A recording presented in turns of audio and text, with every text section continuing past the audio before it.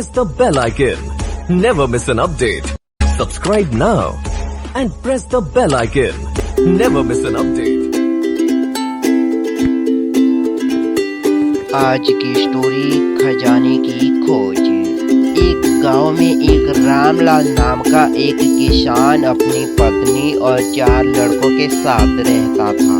रामलाल खेतों में मेहनत करके अपने परिवार का पेट पालता था, लेकिन उसके 4 लड़के आलसी थे जो गांव में वैसे ही इधर उधर घूमते रहते थे। एक दिन रामलाल ने अपनी पत्नी से कहा कि अभी वो तो मैं खेतों में काम कर रहा हूँ, लेकिन मेरे बाद इस लड़कों का क्या होगा?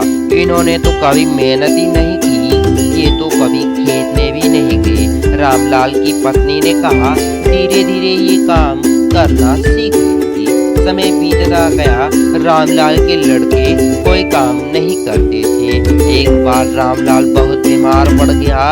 वो काफी दिन तक बीमार रहा। उसने अपनी पत्नी को बुलाया और कहा वो 4 लड़कों को बुला ले, और 4 लड़के को बुलाकर उसकी पत्नी ले आई। रामलाल ने कहा कि मुझे लगता है मेरा समय अब खत्म हो चुका है, अब मेरी जिंदगी की अंतिम सांस चल रही है। रामलाल को चिंता थी कि उसके जाने के बाद उसके बेटों का क्या होगा, इसलिए उसने कहा कि बेटों, तुम अपने जीवन में जो भी कुछ कमाया है वो खजाना अपने खेतों के नीचे दबा कर रखा हुआ है। मेरे मृत्यु हो जाने के बाद तुम उसे खजाना निकालकर आपस में बांट लेना। जब ये बात सुनकर चारों लड़के खुश हो गए।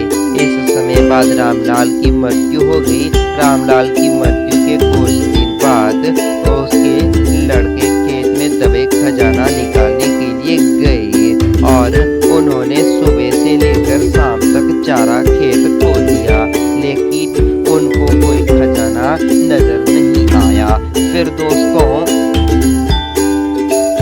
लड़के घर आकर उसकी माँ से बोले कि माँ, पिताजी ने हमसे झूठ बोला था कि उस खेत में कोई भी खजाना नहीं मिला है। उसकी माँ ने कहा कि तुम्हारे पिताजी ने जीवन में यही घर और खेत यही कमाया है, लेकिन अब तुमने खेत खो दिया है तो उसमें बीज बो दीजिएगा। इसके बाद लड़कों ने बीज बोया और माँ के कहने के अनुसार पानी देते गए।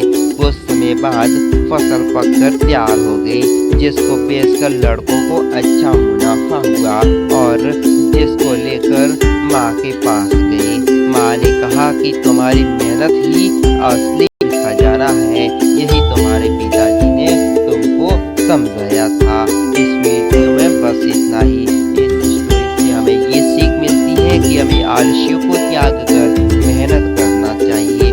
मेहनत ही इंसान की असली दौलत है, यानी कि आलस को हम त्याग कर मेहनत करेंगे तो मेहनत ही इंसान की